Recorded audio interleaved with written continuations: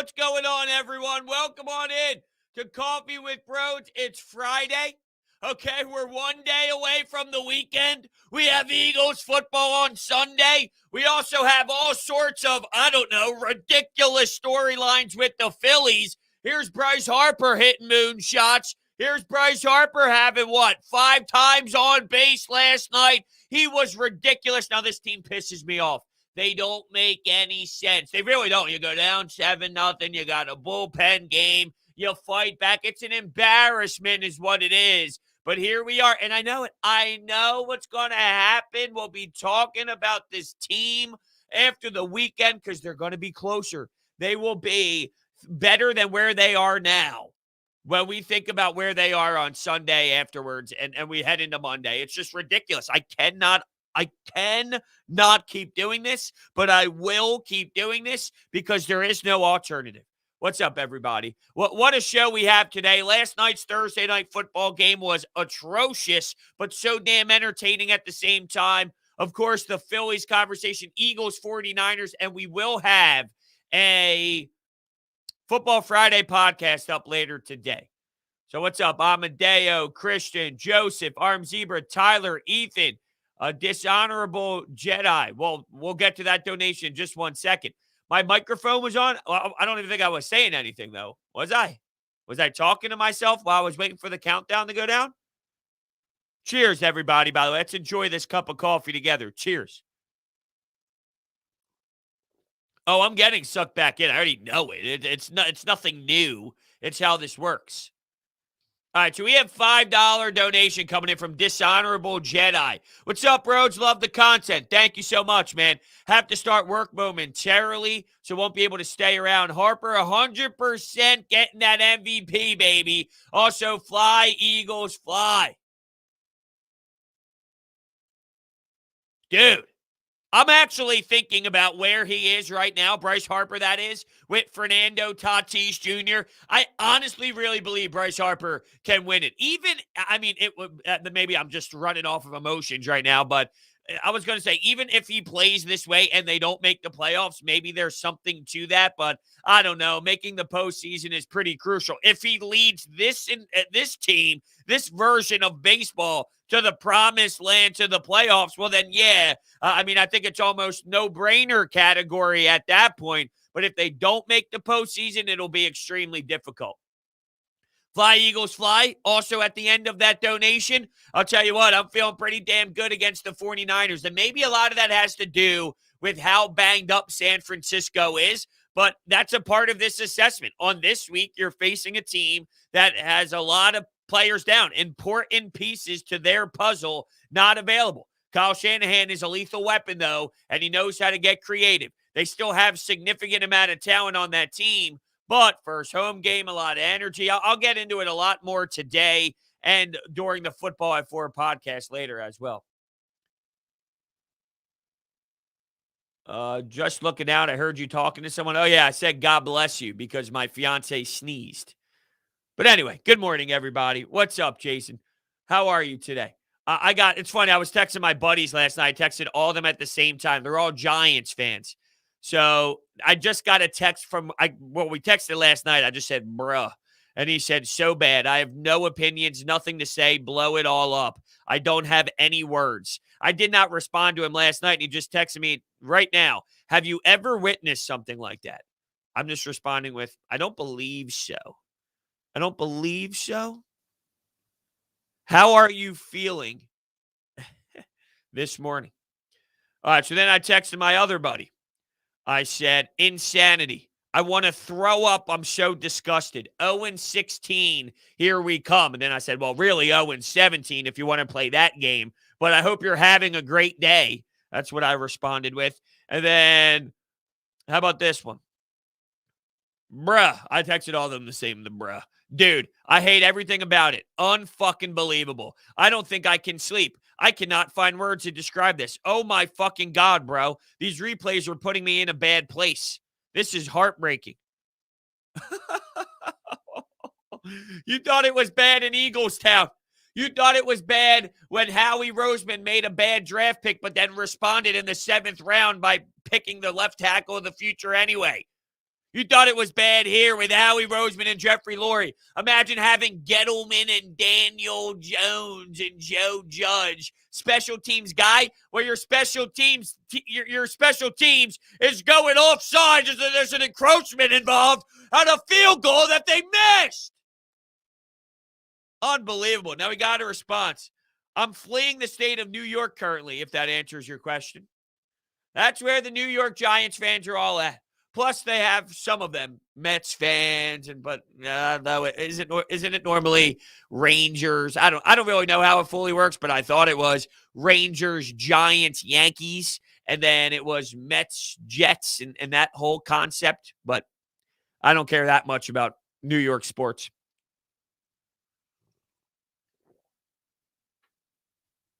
Season-saving game.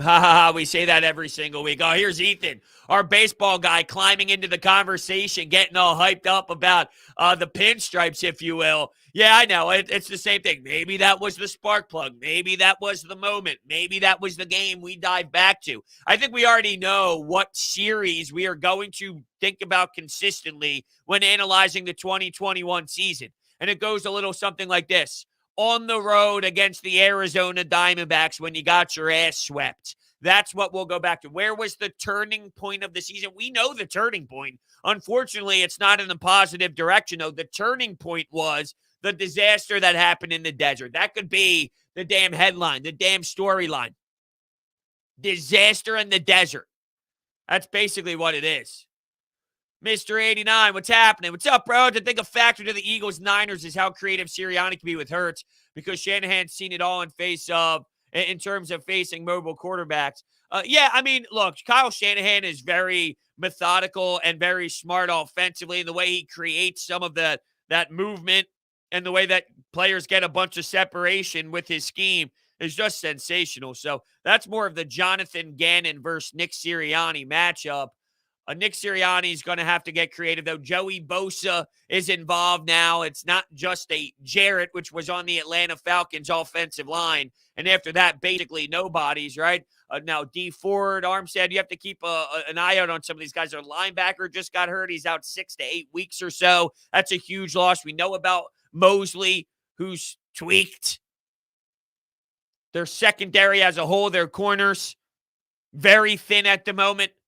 So there might be an opportunity to take advantage of that. Of course, you never want to see that happen. You want athletes out there as smooth as possible, as healthy as possible, but sometimes it gets overwhelming all at once, as we know. Trust me, as we know. And this is why I always go back to, not to be that guy, but it always sounds douchey to me when I hear only in Philadelphia. This only happens here. This only happens in this city. It's not true. You just don't care when it happens to other teams. When they go through injuries over the last handful of seasons, it was the same thing. Why us? This doesn't happen around the league. Yes, it does. Look at what's happening to Baltimore at the moment. Look at what's happening with San Francisco at the moment. It happens all the time. You are just not emotionally tied to those names. Oh, I did that yesterday too. I'm sorry. Nick Bosa. I always do that. I always say Joey. I don't know. Just a creature of habit, I guess. What kind of coffee am I drinking this morning? I have Timmy Hortons. So just Timmy Hortons Black Cup of Joe. Nice and simple. Does the job. I can feel it kicking into my veins. I got half a pot right now on my, in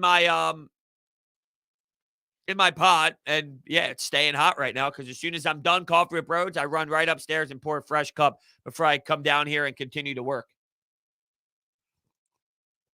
Apex has a statement here. The Phillies are going to sweep the Mets, and then we're going to get sucked back in, and we're going to fall just short of the playoffs as usual because we're the Phillies. Absolutely. No, you're absolutely right. I could see it 10 billion miles away.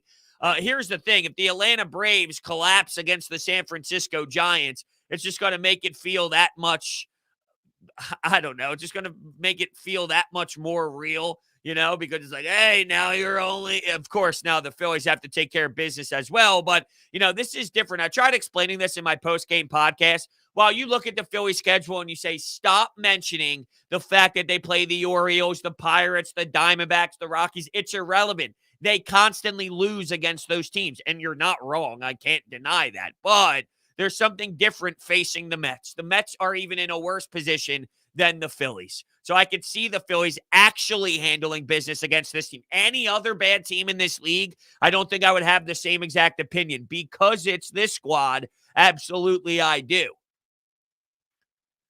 Just heartbreaking. They're involved not because they're good. And you want to see your team play and compete for the postseason because they are good. That's why you want to watch them, because they're good. And they're actually fighting. And they're actually playing well. Yeah, they fought last night. They don't fight enough. They don't show up more times than not. They look lifeless. Their bats are asleep. Their defense sucks. And the fact that I have to hear Didi Gregorius now say the reason he's having a bad season and all is because of the vaccine. Let's go, bro. Come on. Come on. Does Wade Allison make the Flyers starting roster? I mentioned this yesterday because his name popped up yesterday as well. It's interesting to hear that Wade Allison has been a conversation piece for the last couple of days here with Eagles football and with the Phillies kind of making some noise again. It's just kind of crazy. Maybe it just shows how much noise he made last season and how much, he kind of put his name out there on the map. I saw one of the Flyers beat reporters talk about the fact that the Flyers aren't going to have him on the fourth line. He's not a fourth line guy. So if he's on the fourth line, it just won't be him. So they kind of view him in a different way, I guess. I'm going to try and find the tweet exactly. I feel like it was Charlie O'Connor. So I might want to try and find that just so I can have it fully there. I guess what he did a little funny thing with Morgan Frost yesterday when he was, or not yes, was that yesterday? Yeah, 20 hours ago. I'll look for it. He's got the right mentality, though. That's for damn sure. All right, I'm going to Charlie O'Connor here because I feel like I want to land it. If somehow the Phillies do make the playoffs, how many people are actually engaged in the playoffs with the Eagles being back? Well, I mean, it's Phillies baseball. It's Phillies playoff baseball. You're going to be involved. You think people aren't going to watch? I mean, that's no. No. All right. I'm scrolling through. But yeah, I mean, I think that you can't say that no one's going to tune in to Phillies playoff baseball, which we haven't seen since what year? Since how old was I? I feel like I was 2 years old the last time I saw Phillies baseball in the postseason. So people are going to be insanely tuned in. RJ, with a random 76ers approach here, but we tackle everything on Coffee with Bros. It's funny how Doc is going to have to play his younger players finally. Well, you don't necessarily know that, considering you might get something in return for Ben Simmons that plays over Tyrese Maxey. But I guess if it's anything that we're hearing in Cleveland or any of these other teams, you'll have a young, raw guard as well if it's a Colin Sexton or it's anybody down that road. Here we go. Gabe Kapler's in here. Just become a Giants fan already, bros. We know how to run a franchise here. You're not wrong. Oh, you're not wrong. You're not wrong. You're not wrong. Why? Why do you do this to me, Gabe Kapler? Amazing. Bryce will win MVP if he wills the Phillies into the tourney. I would think so. I would think so. These numbers are just outrageous. You can't even imagine doing it. The length of time, too, that he's provided this for. It's not just a random spurt. It's not a random month of excellence or a random month of greatness or a random 2 months. Totally. This is an entire run, a massive long streak of dominance at the plate where he sees a beach ball when he's in the dish looking for a pitch and he knows exactly where it's going and he executes it perfectly. That home run he had yesterday was mind-blowing. Who does that? Seriously, who does that? Who does that? Who gets on base 5 times? Dare we? Dare we talk about bunting Bryce Harper? Are we done with that now? Can it really stick through the brains of the thick individuals that don't understand that bunting Bryce Harper is the dumbest thing in all of sports? Why do you ask? Because players don't want him. They don't want him to hit. They don't want him to be at the plate. They'd rather walk him. Well, if they'd rather walk you and give you nothing to hit, why would you sacrifice bunt? It is truly the dumbest concept in sports. I'd rather pitch a bullpen game every day of the week with this roster than watch Bryce Harper bunts. Harper not being an all-star shows how bad the voting. Well, at the time, to be fair, Nick, and that's kind of telling you how far he's come and how long he's put it together. At the time of the all-star break, he didn't have anything spectacular. He got hit with that fastball in the wrist, and then the back started happening. He tweaked something there. It was nonstop effects, nonstop being banged up where, he wasn't producing at all. Not at all, but I'm saying like at all compared to this. This is, whoa, this is... What? I have to double check, not even double check, triple check, quadruple check his statistics, his OPS. Leading the damn league. Bunting Bryce makes sense for analytics. No, it doesn't. No, it doesn't. It doesn't. It actually doesn't. That's why I love this one. And we're going back to this, yes. And this conversation, there's something that just sparks me with this conversation and triggers me like no other. But if it's second base, 0 outs, third base, 1 out, okay?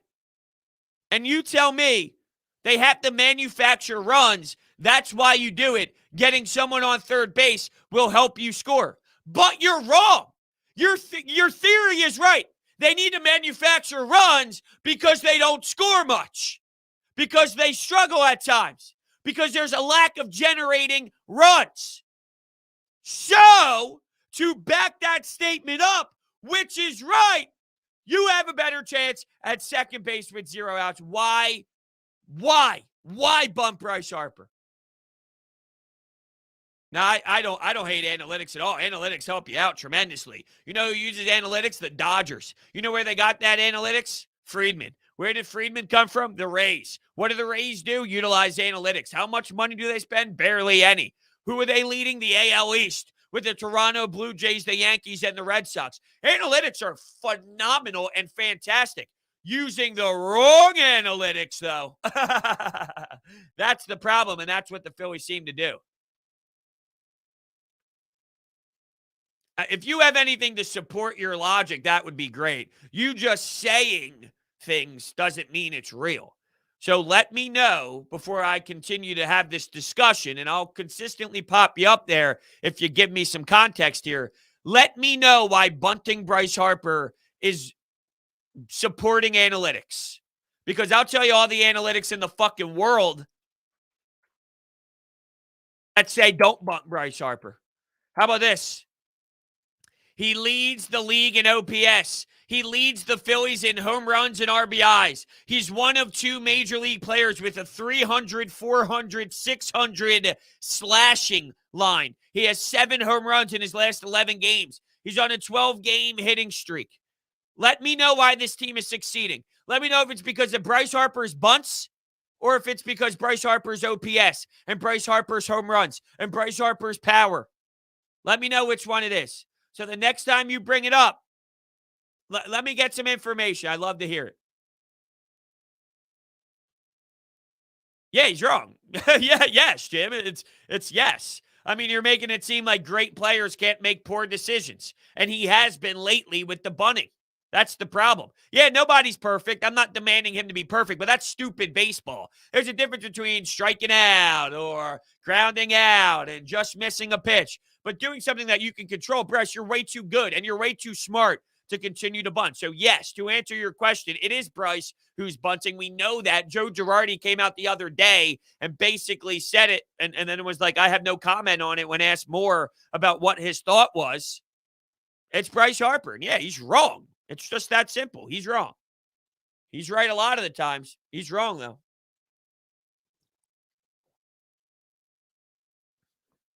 Yeah, I mean, all teams in sports now have analytics. If you don't have analytics, then what world are you living in? What are you living in 1962? You living in 1933? You wearing leather football helmets out there on the gridiron with the pig skin? I mean, what are we really doing here at the end of the day? Every team utilizes analytics. It's what numbers are you crunching? how are you using them? It's not that analytics are bad. That's what people get wrong all the time. Analytics are bad. No.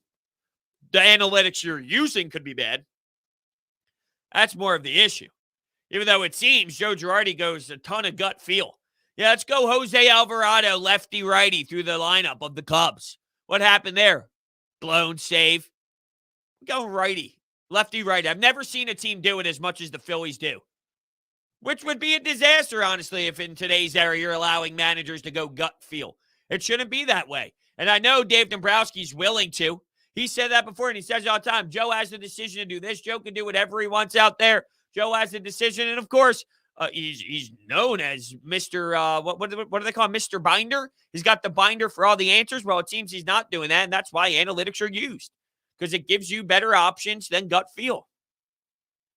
No, Joey, I don't think Joe Girardi gets canned. I heard Jim Salisbury say something the other day about, he didn't say he knows, but all the indications lean towards he's going to be back. He's going to play out the next year of his contract, which makes a lot of sense to me. You're going to fire him and then have the same problems next year. I mean, how much better can you get than the name Joe Girardi? And you might say, he stinks, he's dumb, he's an idiot.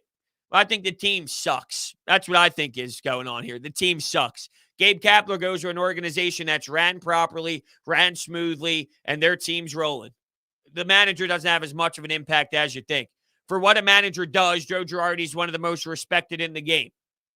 So you got to fix the surrounding pieces. Once you fix the surrounding pieces, I bet you have a way different opinion on Joe Girardi, because the results, this is what I get all the time. It's really crazy how much Joe Girardi's decisions are wrong. Well, if you're wrong that much, there's a deeper issue here, because you're right. You're not just wrong that much. Every time you're just wrong. Every time a winner, a solidified winner who won with a team that made sense and had a lot of pros on their roster. When I'm saying pros, I'm thinking pros and cons. They were successful. Well, he pushed all the right buttons then. Well, it's because when your team's good, you're saying, wow, he's pushing the right buttons a lot. It's because you have a lot of good options and you have a good team and you have a lot of talent, compared to when you don't. All the answers look miserable. Well, all the decisions seem miserable. You see the correlation here? No, I don't think it's going to happen, Tyler. I don't. I'm not the biggest fan of his work this season. It's also blown out of proportion, though, because he's the one to point the finger at when things go south, which have went south with him before. But if your roster is completed, which I don't know if it can be a one-off season, that's the other fear, it doesn't look as bad. Everything I'm hearing, Dustin, I'm not the best fantasy person to get advice from if I'm just being honest. Like in terms of should I start this guy or that guy when I get asked that question, I'm not giving you anything other than just my personal opinion on it. But I heard from fantasy gurus out there that Aaron Rodgers this week, because it's all matchup based, is the play. Even after what happened last week, he's the play. So take it for what it is. That's all. Take it for what it is. Detroit held the 49ers rushing. Now that their number one back is out, you see them using Kittle and Samuel. They're going to use everybody, even Ayuk. You had Kyle Shanahan basically call out Ayuk to see if maybe that there's more in him, to pry more out of him, because he wasn't given enough out there on the football field. So, yeah, that doesn't – 1 week is not going to tell me enough about the San Francisco 49ers, where I can look at what the Detroit Lions did after it was a massive blowout to climb back into the game and all. It's like, yeah, it's not irrelevant, because I'm going to see if there's a correlation, just like with all the Eagles information we got. Is there a correlation between how they operated with Quez Watkins and Miles Sanders and how they got Devontae Smith going and some of these routes and their concepts? You know, what is it? What is it all about? Let's learn more. We have something to base it off of. But one game isn't enough to truly know. It's a game-by-game week. If Aaron Rodgers and the Packers become a stud football team, you know what you do with week one? You throw it in the trash because it's irrelevant, and that data doesn't really resonate with everything else about this football team. Maybe it does. Maybe it doesn't. Maybe what the Lions did against the 49ers does have some validity. At the end of the day, though, you know, there was a lead, and then things kind of just went in one direction. Unless there's a major lead early in this game by the 49ers, you coach differently in certain times. So, and to look at the 49ers, let's see. Oh, this is this week's. They scored 24 points in that second quarter. Kind of let your foot off the gas. It's going to be a different game. Eagles are going to lose 34-10. Hurts is a fraud. Come on, Brandon Workman. We got Brandon Workman in the chat, and he's hitting us with this nonsense. Now, come on. Come on. Where do I see the Flyers finishing this season? All I know is I see them making the postseason. However they do that, I don't know, but they're going to be a postseason team. It's not like the NBA or it's not like the NFL where, I'm going back to the old school way of things, but if you're thinking of 1 through 8, that makes it in the Eastern Conference. Oh, I see them as a 4 seed. I see them as a 3rd seed. Now with the way it's split up, I see them as 2 or 3 in the Metropolitan or something along those lines. I don't know exactly where they fall, but I see them being a very competitive squad this year with a lot of juice, a lot of excitement, a lot of chemistry in that locker room. The boys are all one already. Keith Yandel, Cam Atkinson, Kevin Hayes. There's some truth to, and as we see it with the Eagles right now, the way that they are togetherness, they are one. They are a brand of, we are on the same page here. There's already that built in based off of how much close friendships are involved in that locker room, and that's clearly an emphasis from Chuck Fletcher. I can't think about Phillies free agency right now. I know that's sort of what people are tending to do because it's like, okay, how do we fix this mess and all? I can't. I'm broken down. I'm eaten alive by this team. It's nonstop emotions being pulled, yanked back and forth.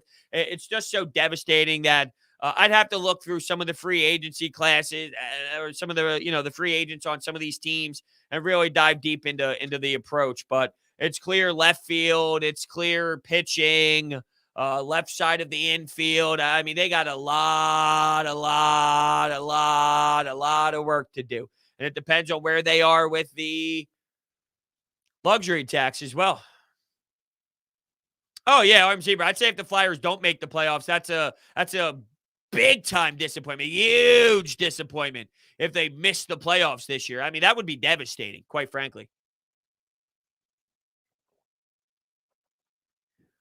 If I'm Dave Dombrowski, I don't even know where to start. Well, you better know where to start. Cleaning house is where to start, and he's basically committed to some of those moves now. So, we'll see what ends up being the first shoe to drop, even though we've kind of seen it a little bit with some personnel decisions in the front office, some changes philosophy-wise with the entire organization, which we've been calling for forever. It's just not as in your face as, let's say, firing a manager, hiring a manager, getting a new GM, right? Those moves are splashy. They're in your face. When you start tweaking the front office, scouting, things of those natures, you don't see it as much. It's not as right in your face, but it's happening. That's for sure. You know what else is happening? WinView is now a great company that I am working with here on Coffee with Broads. It's a fantastic concept. WinView is the only game where fans can take on other fans and end the debate once and for all of who's the biggest sports fan. Have those friends and family who think they know everything? Play them in WinView contests and have them walk the walk. Want to break up the monotony of family dinners and get-togethers? Play during a quarter of Monday Night Football to have a little skin in the game. And it's a perfect way to add that extra layer of competition for your fantasy league. While you're tracking the games on Sunday to see whether players are killing it for your team, play against your other league members in a WinView contest. It's not a sports book, not daily fantasy. It's a social gaming app where you can win real money prizes for making predictions on the game that you love. There's information down below in the description. New users get a first-time deposit bonus up to $200. Play your first $20 risk-free. How about that? Come on. Deposit and spend your first $20 and they'll match it. WinView. We're going to be implementing them a ton throughout the season, playing some great contests, Phillies, Eagles, as we inch our way closer to Sixers, to Flyers. It'll even get better. When is Open Ice Hits coming back? Probably when the season comes along. We were talking about it. We're not just going to force episodes out, even though there's some tiny storylines that we could have hit over the offseason. With everything else going on with the Phillies, with the Eagles, with everything shaping up, we're just going to wait until the NHL season comes back and it's sexy and it's appealing instead of, forcing hockey conversation. That's there, but sometimes it's just you're skinning through your teeth a little bit. And let's just wait for some juiciness to come back, and then we'll just start firing off and talking hockey as much as we can. Yeah, I agree, Jose. I've been on some crazy roller coaster rides, but the Phillies is the craziest one of them all, and it's not going anywhere. That's really the problem. It's who they are. It's built into this jersey. It's built into this logo. Whenever you receive a player that had success, you want to rip on Brandon Workman all you want. Fine, have at it. He was a mess here. But before he got here, he was actually insanely good and very valuable to the Boston Red Sox. And then you think about Ian Kennedy. Yeah, there wasn't as much pressure with the Texas Rangers. Even though the Phillies aren't a great team, there's pressure because they're, quote, involved. And they're involved by default, but they're involved. He's been getting shelled and allowing some home runs. So there's a lot to it. Everyone who comes here just stinks. Just stinks. Which makes me wonder. There was all this Nick Pivetta love when he was giving 5 innings consistently. He was giving you fifth starter type vibes. And in the beginning of the season, everybody just went nuts and went crazy and lost their damn mind. Oh, you got rid of Nick Pivetta. Nick Pivetta is now 9-7. And in some of those games, he would be getting hit pretty good, but the offense just exploded because the Red Sox early went on a tear. He's got a 4.55 ERA. You want to rip Aaron Nola because he sucks. Well, Nick Pivetta is giving you basically those type of numbers right now. And trust me, you don't want to be in the same conversation as Aaron Nola just to get a glimpse of where his ERA is. Aaron Nola's ERA is 4.58 and Nick Pivetta's 4.55, 9-7. So it can't be that one guy is good and one guy isn't. Even when the expectations are different for both players, at the end of the day, the results are the same. Now, if we go to some of the game logs as of late, 5 innings pitched, 4 earned runs, 5 walked batters. 4 innings pitched, 4 earned runs, 2 walked batters. 1 2/3 innings pitched, 4 earned runs, 3 walked batters. 4 2/3 August 1st, 3 earned runs, 1 walked batter. Nick Pivetta stinks, guys. Nick Pivetta stinks. Nick Pivetta stinks. Hold this out. Nope.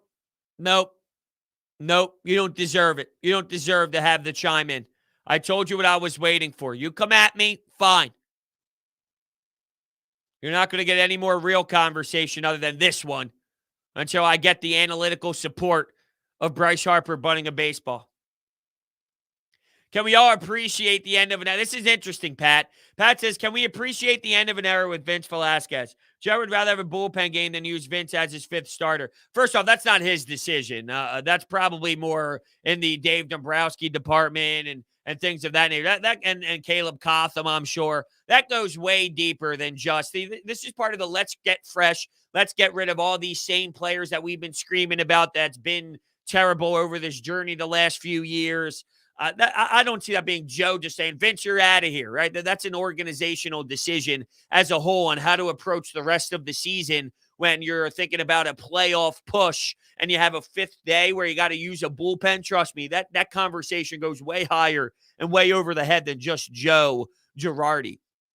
Yes, we're happy that there's no more Vince Velasquez. At the end of the day, I'd rather have Vinny V out there. I can't believe I'm saying it, but I'd rather have Vince Velasquez out there than what they're doing because now, and I know you have a game with Zach Wheeler, and that helps out tremendously, but ultimately your starting rotation is not good enough to rely heavily on your bullpen for a full game and then also use those same pitchers throughout the week. It's going to get you very tired. If you have starting pitchers that can go the distance after that happens, and a lot of them, and you actually have a good bullpen, then it's a different story.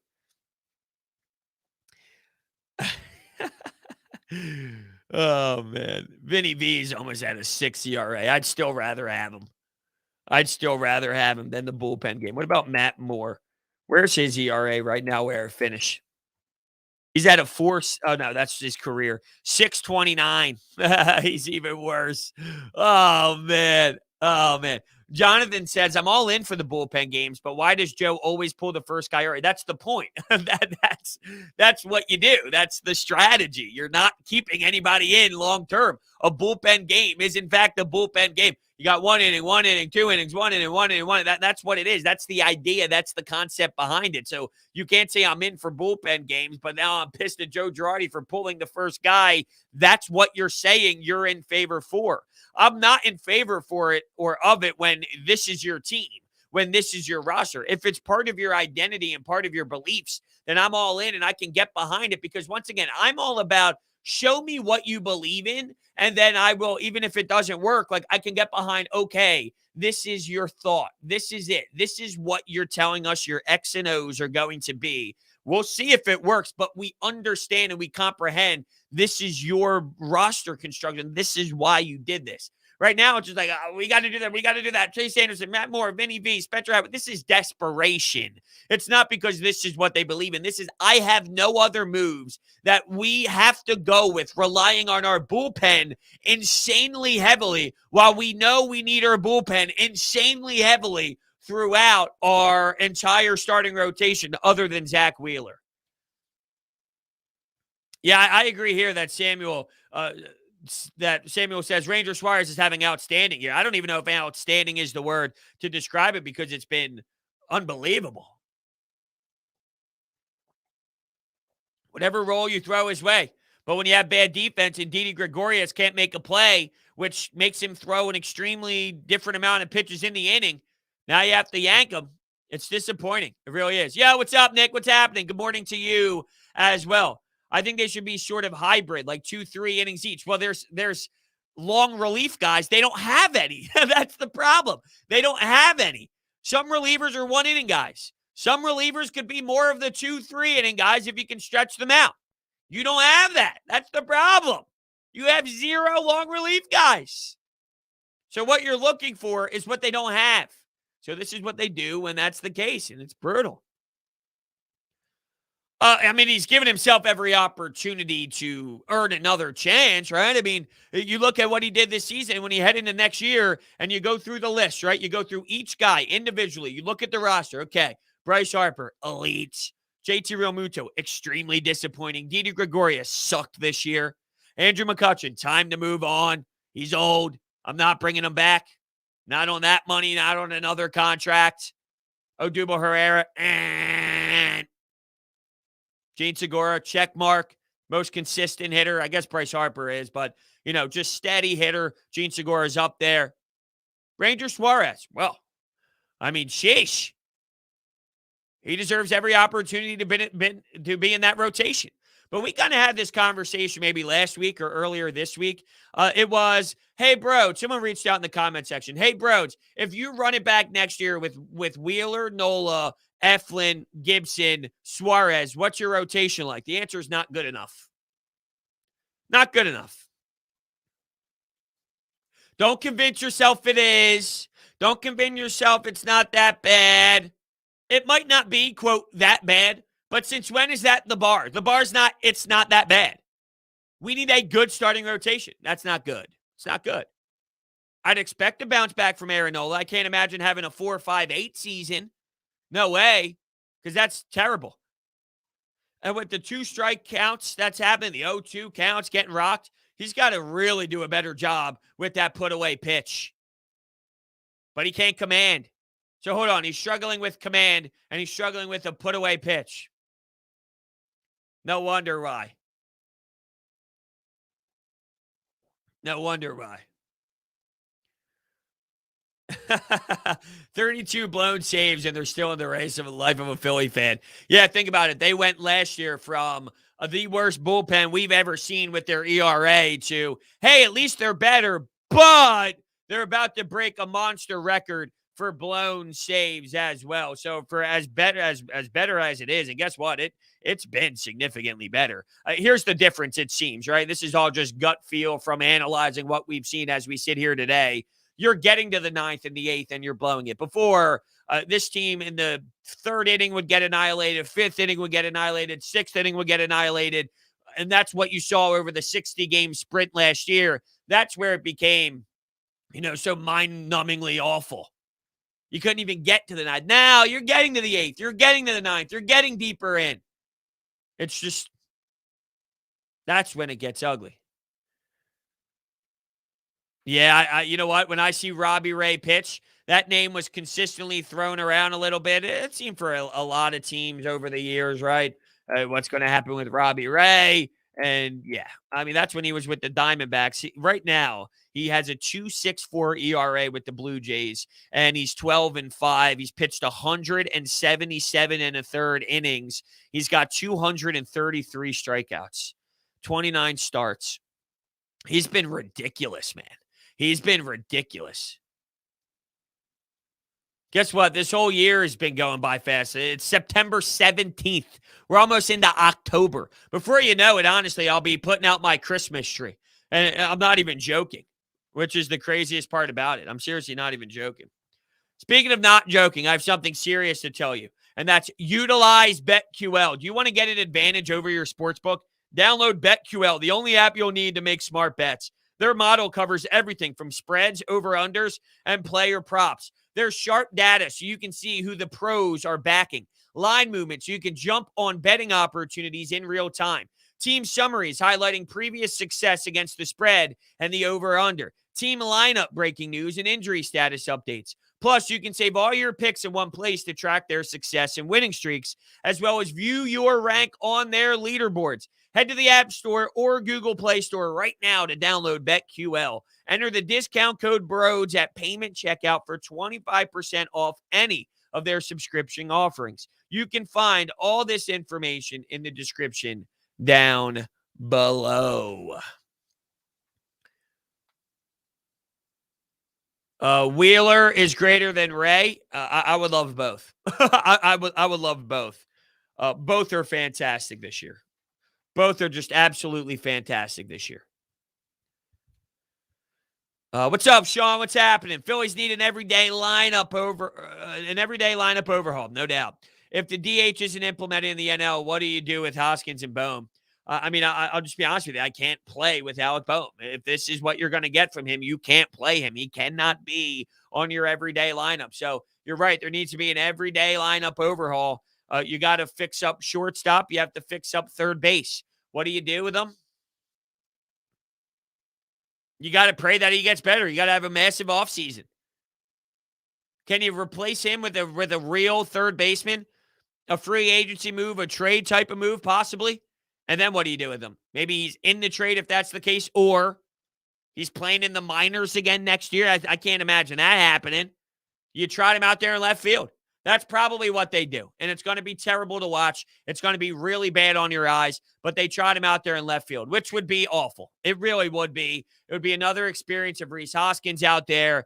It will make me vomit. So to answer your question, that's probably what they're going to do. Maybe shore up shortstop and third base. Alec Bohm would be your left fielder. Less pressure involved. He'll still be an atrocious fielder, but it's not as much of a hot item than the hot corner. Rhys at first base. That's probably what they do. Be a mistake. Yeah. Now my brain's racing. Now you got me thinking. When I start thinking, it's scary. When I start going off into these other directions, I get nuts. By the way, we have some news on the weekend stuff. So Saturday, I don't know if anybody has tickets, but FanFest 97.5 The Fanatic FanFest is Saturday at Xfinity Live. You need tickets to get in, and you get those tickets while listening to 97.5 The Fanatic over the last 3 or 4 months. That's Saturday. It's going to be an electric day. There'll be meet and greets, and I'll be there. So if anyone does happen to have any of the tickets, you will have an opportunity to kind of have a meet and greet and some fun times on Saturday. Sunday, I'll be on the Fanatic again, post-game, 7 to 10 p.m. So 7 to 10 p.m. There'll be a post-game podcast on Broads Media here prior to that, but there's another way to climb into the conversation, to call in, to have some good convo there. No, God, no. If you end up running it back with Freddie Galvis, I'm throwing up and I'm never watching Phillies baseball again. If Freddie Galvis is your starting shortstop next season, this is what you're going to get. You're going to get bad baseball. Stop it with Ronald the Ray. I like Ronald the Rays. It was a fun joke all year long. You can't really play them. You can't really play them. But also there's a just to continue on the weekend stuff. My blog, broadsmedia.com. Check out my blog. We've been blogging a lot more. We're also implementing interns here at Broads Media.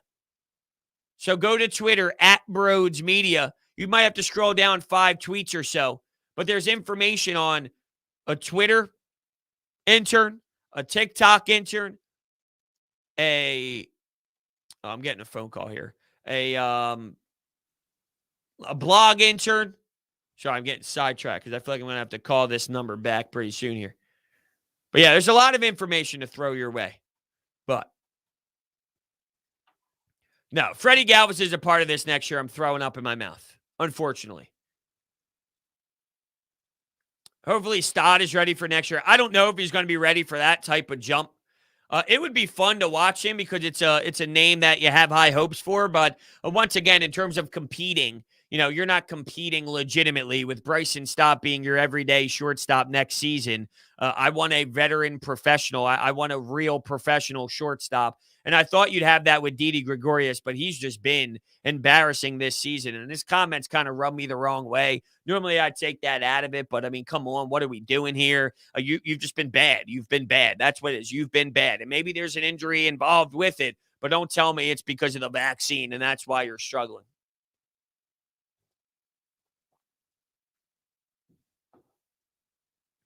Broads, I finally got a chance to listen to Donda and CLB. Not going to lie, I really like Donda. Hurricane and Jail Part 1 and 2 are my favorites. Yeah, Hurricane is just a beautiful song for sure. I like both albums. I just wrote a blog on Certified Lover Boy yesterday. I'm going to tweet it out again after the show is over just to bump it again. But yeah, I mean, both are really good. Donda, though, is a better all-around artistic album.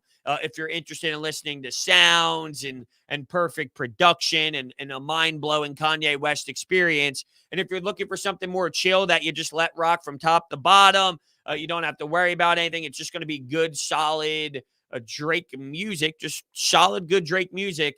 Just hit play and let Certified Lover Boy go. I think it's good. I think it's a good album. I also believe, though, that Drake had more in him. He left more meat on the bone. We've seen better versions of Drake. Kanye, that's epic Kanye. That's special Kanye. That's your blowing my mind Kanye. Drake didn't really blow my mind with Certified Lover Boy. He just gave you a nice, solid album, which isn't a bad thing.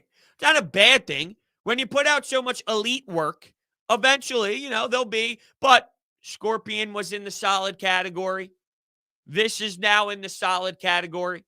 That's back-to-back solids, which is fine. The bar set very high for an individual named Drake. I got you. Maybe it's unfair. Maybe it's not. It's what happens. Your expectations get extremely high when you dominate the way that you do. And I don't want to hear about sales or streams. We live in a different world. We live in a different society with streaming music. It's not the same as album records and buying albums in years past and all that. I mean, you pick up Spotify. Everyone's got Spotify, Apple Music, or any sort of streaming device to listen to. People are tuning in because he's got a big name. So because he has a big name, people are interested in hearing what he's going to drop. That doesn't necessarily tell you because there's a lot of listens. That means it's ultimately the best album there is because, quite frankly, it's very far from that. Green Day. This comes from someone who listens to a lot of Green Day. I haven't listened to that type of music in quite some time. There was the A Day to Remember phase for me, the We Came as Romans, a little bit of that harder stuff as well. I actually went to an A Day to Remember concert in high school. That's how much I actually enjoyed them. And We Came as Romans opened up for them, and Bring Me the Horizon also opened up for them. But J. Cole comes to Philly in about a week. So, something I'm keeping my eye out on from over here from a distance. It's during the week. J. Cole in Philadelphia, that screams Broads. That's got Broads written all over it. So does a nice egg omelet, by the way. I'm feeling a solid egg omelet after coffee with Broads today. For sure. This is the dumbest thing I've ever heard today. I'm going to leave this here just so we can all establish that this is moronic. Read this statement aloud. Seriously. Everybody read this statement aloud right now watching. That's what you came up with? Dude. McDonald's sells more than Chick-fil-A doesn't mean it's better. That's a great comparison. And to be honest, I'm a big Drake fan. I categorize myself as a Drake stan. He's always dropping good music, and for sure, I'm always intrigued by what he's doing, right? He's very versatile. He gives you the heartbreak Drake. He gives you the hype Drake. He can do a lot of it. Then he gives you that blem feel and that passion fruit type of Drake where it gives you that Bahama vibe, if you will, right? It gives you that type of vibe, a tropical vibe, that type of mentality. So he can do a lot. It's okay to say, though, that it wasn't his best work, and that's almost holding him accountable. Everyone loves accountability. You don't have to say every album isn't going to be the most special. Every album isn't going to be the perfect album. This seemed a bit on the good scale, and that's okay. It's okay. Yeah, no, Baby Keem. I'm going to write up a blog next week about Baby Keem. I'm obsessed with that album. Absolutely 1,000% obsessed. Now, it's not perfectly executed in terms of the methodical approach with music, with the beat switches, with the producing, with the engineering. But I think we're learning a lot about Baby Keem and who he is. It's sort of early Travis Scott days. There's something to the rawness of this Baby Keem project that really makes it that much more enjoyable, in my opinion, I think.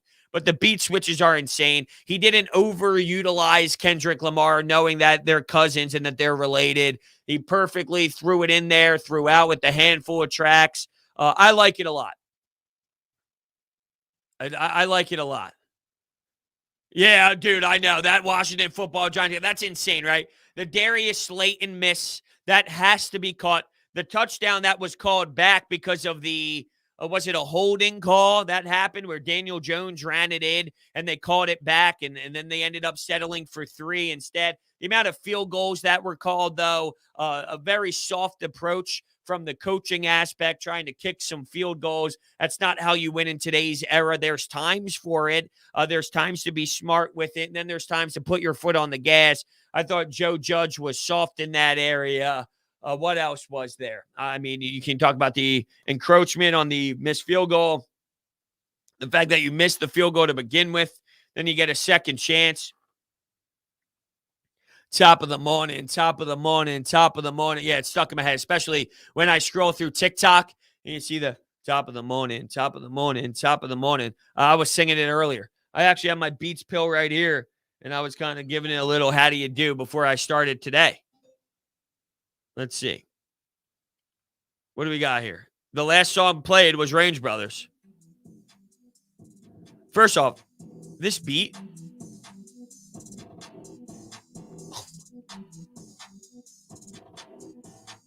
Stop.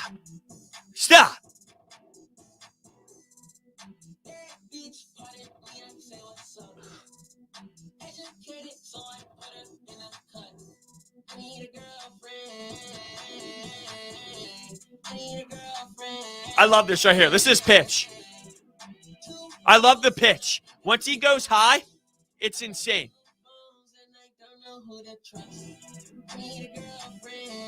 I don't even know if you can hear me. Here it is.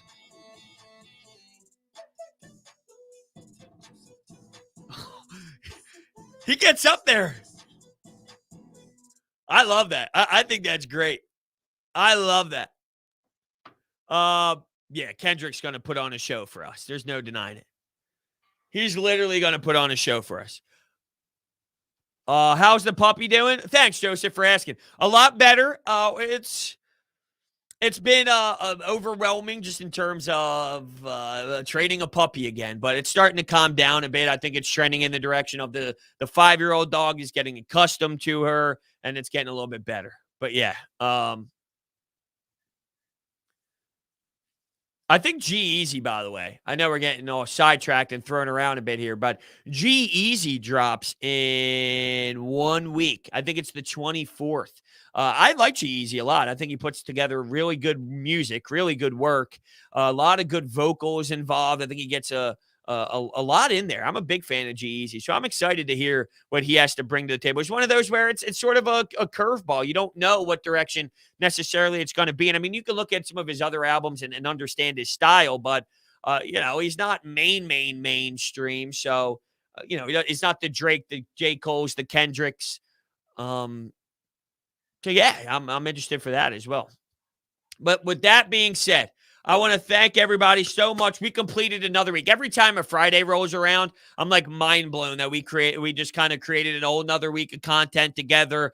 You guys took the time to hang out with me in the morning, kick back, relax, talk about music, talk about that Washington football team last night, the Phillies, Bryce Harper. It's amazing. I love you guys. You're awesome. All right, so just the key things to remember.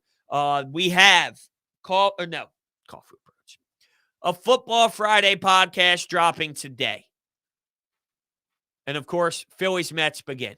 So, Football Friday coming today. If you have not already, anytime hotline, I'll put it in the chat, 856-442-9805. I just typed it in the chat. We are taking your calls to get your your preview to Eagles 49ers. We got a bunch in there now, a bunch in the hopper, but it could be you too. So make sure you do that. Thank you all so much, and I will talk to you in podcast form over the weekend. Live again, though, next Monday. See you then.